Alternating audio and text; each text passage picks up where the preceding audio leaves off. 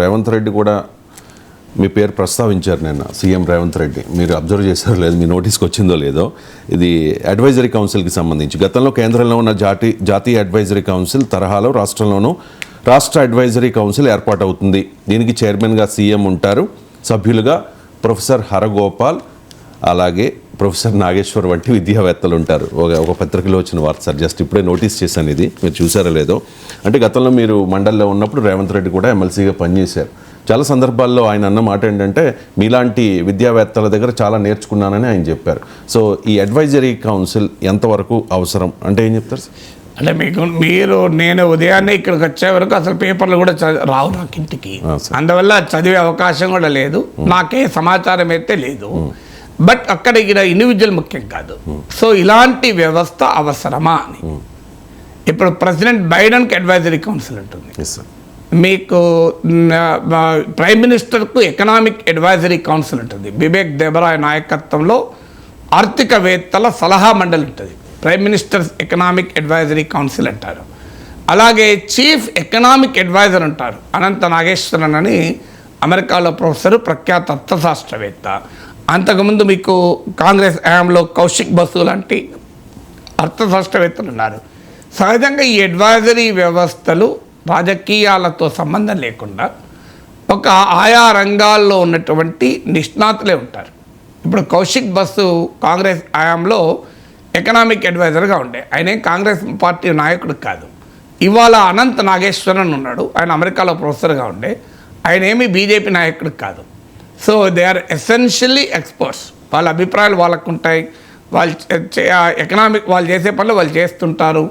కొన్ని సందర్భాల్లో వాళ్ళ అభిప్రాయాలు ప్రభుత్వ అభిప్రాయాలు ఉండకపోవచ్చు, కూడా కాంట్రవర్సీ కూడా అవుతుంది. బిబేక్ దేబరాయ్ ఈ మధ్య ఏదో రాస్తే దానికి ప్రైమ్ మినిస్టర్ ఏంటి ఒపీనియన్ కూడా చర్చ వచ్చింది. సో ఈ ఇంకా చీఫ్ ఎకనామిక్ అడ్వైజర్ అన్న ప్రభుత్వంలో భాగం, కానీ ఎకనామిక్ అడ్వైజరీ కౌన్సిల్ వేరు. యూపీఏ హయాంలో సోనియా గాంధీ నాయకత్వంలో ఒక అద్భుతమైన ప్రయోగం జరిగింది, నేషనల్ అడ్వైజరీ కౌన్సిల్. బహుశా మీరు చదివిన వార్త ప్రకారం ముఖ్యమంత్రి మీడియా చిట్ చాట్లో రెఫర్ చేసినట్టున్నారు.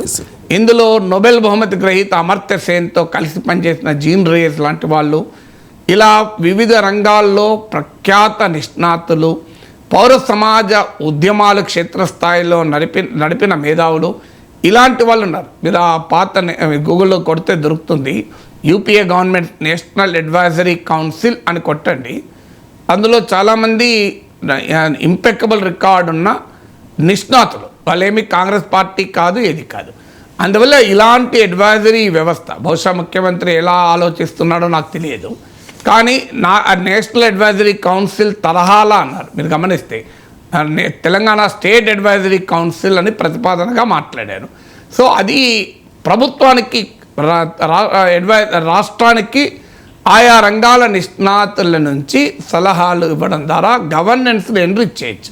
మనకు రాజకీయ నాయకులకు ఒక రాంగ్ నోషన్ ఉంటుంది, అన్నీ మాకే తెలుసు అని. సో అన్నీ ఎవరికీ తెలియదు, రాజకీయ నాయకులకి ఏంటి ఎక్స్పర్ట్స్ కూడా తెలియదు. ఇప్పుడు ఆయా రంగాల్లో వారి అనుభవాలు ఉంటాయి, కొంతమందికి మల్టిపుల్ రంగాల్లో అనుభవాలు ఉంటాయి. కానీ రాజకీయ నాయకుడికి అన్ని రంగాల్లో అనుభవం ఉండకపోవచ్చు, సమయం కూడా ఉండకపోవచ్చు. మీకు రోజు ఇప్పుడు నాకు చాలామంది ఎమ్మెల్యేలు చెప్తుంటారు, అన్ని పార్టీల ఎమ్మెల్యేలు ఏదైనా డౌట్ వస్తే ఫోన్ చేస్తారు, సార్ దీనిపైన ఎలా మాట్లాడాలి సార్, ఏంటి సార్ విషయం అని. నిజంగా పరంగా వాళ్ళ టాలెంట్ లేక కాదు, సమయం ఉండక. ఇప్పుడు వారికి పొద్దున 7 గంటలు లేవడంతో 50 మంది ఉంటారు, టైం ఎక్కడ ఉంటుంది స్టడీ చేయడానికి. నాలాగా 20 పేపర్లు రోజు చదివి 20 మ్యాగజైన్లు, 30 వెబ్సైట్లు, 10 పుస్తకాలు చదివే సమయం ఉంటుందా వాళ్ళకి? So they hardly have any time. ఎందుకంటే పొద్దున్న లేస్తే జనం ఉంటారు, జనంతో పనిచేయాలి, జనంలో కలవాలి. వాళ్ళు నేను పుస్తకాలు చదువుకుంటున్నాను అంటే రేపు ఎన్నికలు ఏం చేస్తారు, నాయన పుస్తకాలే చదువుకో మాకెందుకు అంటారు. సో అందువల్ల ద బిగ్గెస్ట్ ఛాలెంజ్ ఫర్ పొలిటీషియన్కు టైం. సో అందువల్ల ఏం చేస్తారంటే పొలిటికల్ ఎస్టాబ్లిష్మెంట్ వివిధ రంగాల నిష్ణాతులతో ఆ రకమైన వ్యవస్థలు ఏర్పాటు చేసుకుంటారు. మీకు ఇది అమెరికన్ ప్రెసిడెంట్కి ఉంటాడు, బ్రిటిష్ ప్రైమ్ మినిస్టర్కి ఉంటాడు. అన్ఫార్చునేట్లీ ఇండియాలోనే ఈ సరళ లేదు, ఎందుకంటే చాలా తక్కువ రాజకీయ నాయకులకు మాకే అన్నీ తెలుసు అనుకుంటారు, లేదా అడ్వైజర్లను పెట్టుకున్న పొలిటికల్ రీహాబిలిటేషన్గా పెట్టుకుంటారు. అంతకుముందు తమకు ఏదో ఉపయోగపడి ఉంటారు, రాజకీయ పునరావాసం. కానీ ఇలాంటి అడ్వైజరీ కౌన్సిళ్ళు రాజకీయ పునరావాసంగా ఉండకూడదు, సమాజానికితో కన్వర్జేషన్ నడపగలిగే ఆయా రంగాల నిష్ణాతులు, సమాజం వారి పట్ల గౌరవం ఉండాలి. ఎందుకంటే వారు చెప్పేదానికి రేపు ఆ వ్యవస్థ ఉండాలి. ఎందుకంటే బ్యూరోక్రసీ ఎప్పుడు కూడా పూర్తి స్థాయిలో అటానమస్ మైండ్తో ఆలోచించి పొలిటికల్ ఎగ్జిక్యూటివ్ అంటే ముఖ్యమంత్రి నాయకత్వం ప్రభుత్వానికి సలహాలు ఇవ్వదు. కొద్దిమంది మాత్రమే ఉంటారు. ఎందుకంటే bureaucracy is a stake holder in the process గవర్నెన్స్లో.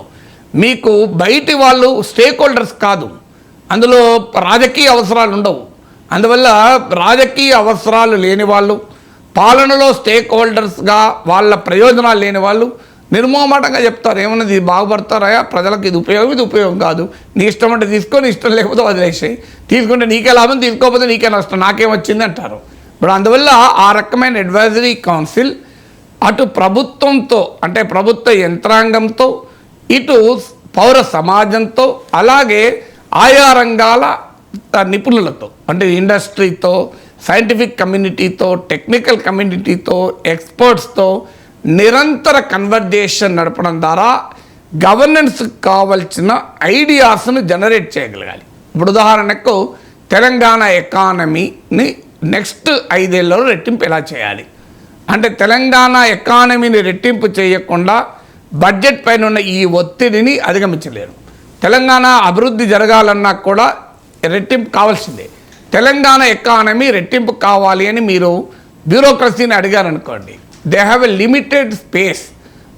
కానీ బ్యూరోక్రసీ అటు సివిల్ సొసైటీ, ఇటు ఇండస్ట్రీ, అటు ఎకానమిస్టులు, ఇటు వివిధ రంగాల నిపుణులతో చర్చించి ఒక బ్లూ ప్రింట్, ఒక యాక్షన్ ప్లాన్ 1, 2, 3, 4, 5, 6, 7, 8 ఇంకో ఈ 8 పనులు చేయడం వల్ల తెలంగాణ ఎకానమీ నెక్స్ట్ 5 ఇయర్స్లో రెట్టింపు అవుతుంది అనేది చెప్పగలగాలి.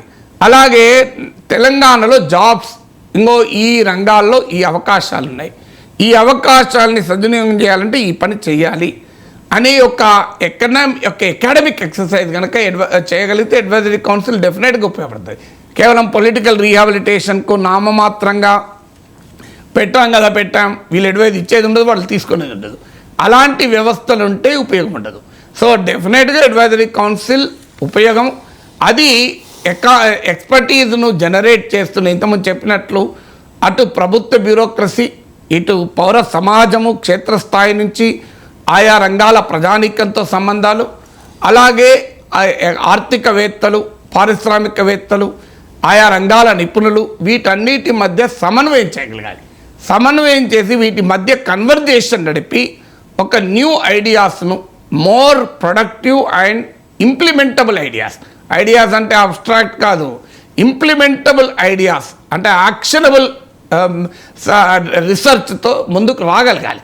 అలాంటి అడ్వైజరీ కౌన్సిలే కాదు, దానికి ఒక రీసెర్చ్ ఎకోసిస్టాన్ని కూడా ఏర్పాటు చేయగలిగితే definitely it can do marvellous things.